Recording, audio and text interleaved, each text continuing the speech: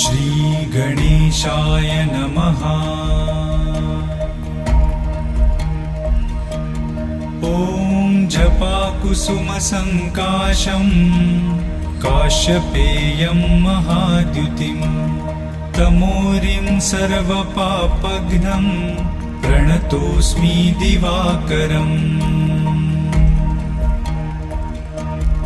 ॐ दधिशङ्खतुषाराभं क्षीरोदार्णवसम्भवम् नमामि शशिनं सोमं शम्भोर्मुकुटभूषणम्।